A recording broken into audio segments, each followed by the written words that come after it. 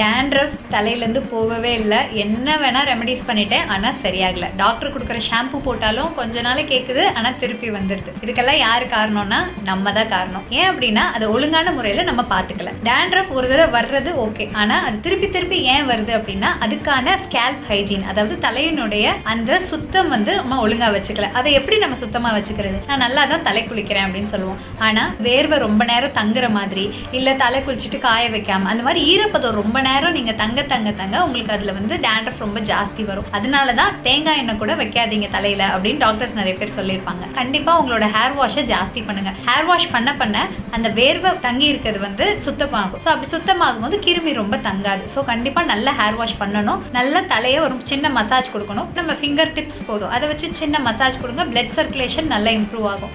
So ரொம்ப மெயினான reason அங்கே வேர்வை தங்குறது. அது ஃபஸ்ட்டு தங்காமல் பார்த்துக்கோங்க. அதுக்கே பாதி பேருக்கு டேண்ட்ரஃப் சரியாயிடும்.